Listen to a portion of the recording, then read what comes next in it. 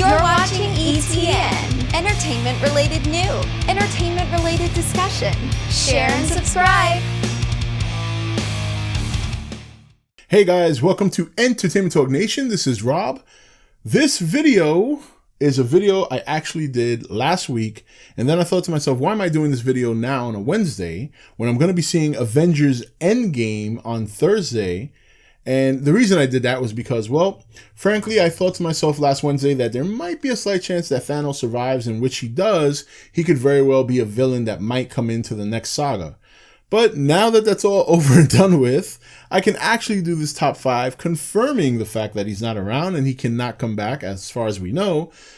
Timeline that they kind of presented in the movie kind of tells you that there's alternate timelines that were created because of what they've done. So I guess they could always do that, but I don't think they will. But I spoke about this on my live stream and I wanted to do a more focused video on it because I think these 5 villains that I'm about to mention could very well play a good role in the next big saga buildup. We had the Infinity Saga, and there will, I'm sure, be another saga to come in the next, I don't want to say phase. I guess they have different phases, 1, 2, 3, 4. I guess we're going into phase 5. So the overall phase, the second half, let's call it that, the second half of this Marvel universe. So we're going to start, and this is going to be in no particular order. So if I put your favorite villain at number 5, that doesn't mean, hey, I think he's ranked at. I'm just going to go. I'm going with it. I'm flowing. No particular order. So that doesn't mean that number 5 is number 5. Number 5 could very well be number 1. Okay? All right. Starting at number 5, Dr. Doom. Yes. Well, we know now that Marvel has their rights to their characters from the Fox purchase.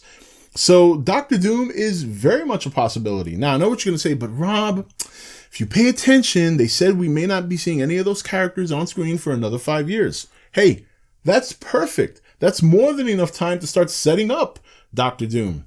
When you look at Thanos, he was set up in the Avengers, but how many movies did we have before we got the Avengers? Now, granted, it took 4 years. We got Iron Man in 2008. We got Avengers in 2012. And that's when we first got to see Thanos, who turned out to be the biggest villain in that phase. So, yeah, they have plenty of time. And Dr. Doom, he's very versatile when it comes to a villain. He could be a global threat, which he's been many times, but recently in the comics, he's ascended to a more cosmic villain in terms of power. Now, I'm not going to get into the details of how that happened. You'd have to do that research yourself because it could take a mile and a year to get through that. But I think he could definitely be a possibility, and I think probably the most likely of the ones on this list. So Dr. Doom. Now, moving on to number 4, Galactus, another villain from the Fox formerly had that now are in the hands of Marvel. Once again, my argument persists in terms of the time frame to set him up, and he has just as good a chance of coming around as Dr. Doom. Because while Dr. Doom would need probably that cosmic level threat in order to be the next big baddie, they would have to actually take time to set that up. Galactus is already on that level. In fact, he's far exceeded Thanos in power, and they could easily segue into Galactus by making the fact that, telling the story that he's aware of what happened with the Infinity Stones because he's such a cosmic presence. He knows of the Infinity Stones. He can sense their power. So when they were destroyed or when they disappeared, what have you, now he's headed to the source. You know what I mean? And they can show that over the course of the next few movies. If the rumors, unfortunately, are true that Captain Marvel is going to lead the Avengers into the next saga, well, as much as we may, or at least as I may not be happy about that, it does make a little bit more sense to bring Galactus in because Captain Marvel is on a cosmic level in terms of a superhero. So definitely, I think Galactus also has a very good chance.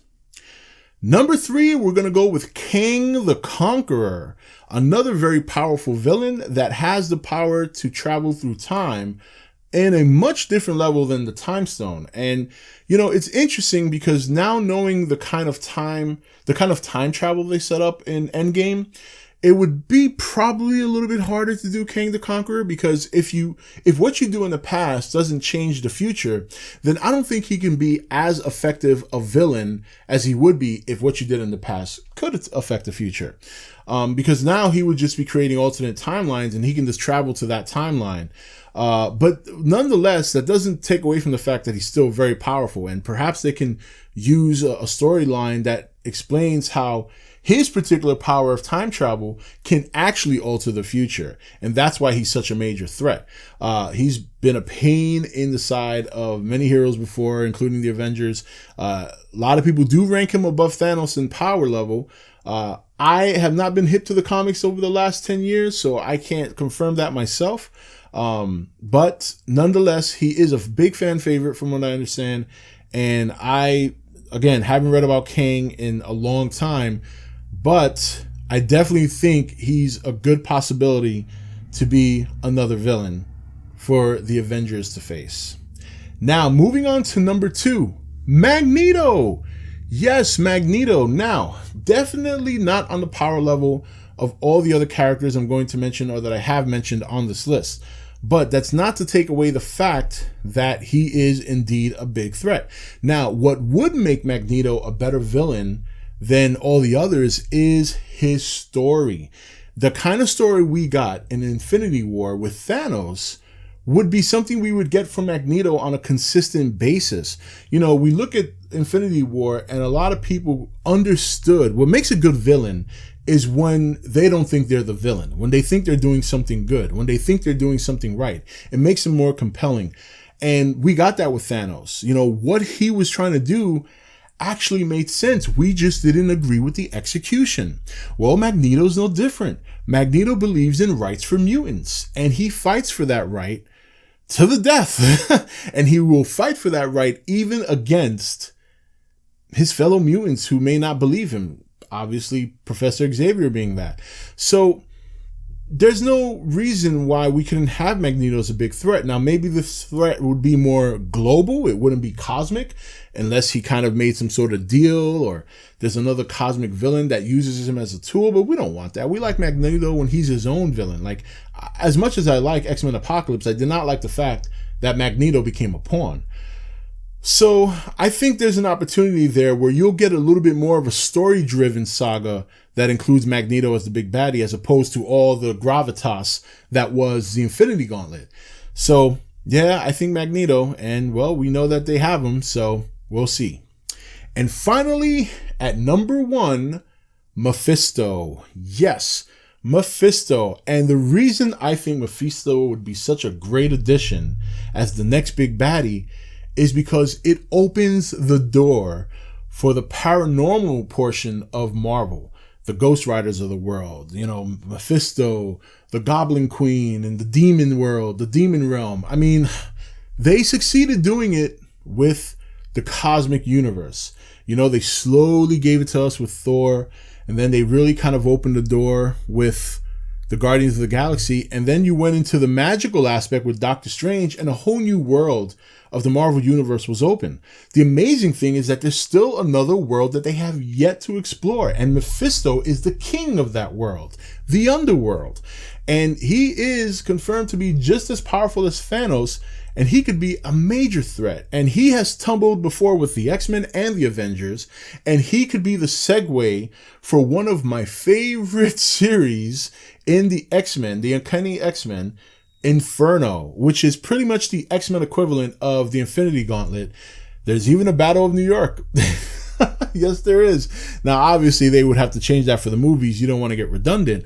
But basically, this storyline is fantastic. A portal to the demon world opens and starts invading our world. And some of the X-Men actually start to get like possessed and become evil. And Colossus's sister becomes evil, and she's like one of the major players in that series. And Mephisto would just, and at this point, if you were to do that, you just have a whole new world of, you pretty much have the whole Marvel universe open now. You got the cosmic, you got the magic, you got the paranormal. It would just be incredible. So those are the 5 villains that I think would be great as the next big baddie for the Marvel heroes to face. So we'll see what happens. I'm betting it's going to probably be Doctor Doom or Galactus. But what do you guys think? Who would you like to see be the next big baddie, whether it's on this list or one of your own? And tell me why. Until next time, this is Rob signing off for E.T.N, where we don't do news, we just talk entertainment. Take it easy.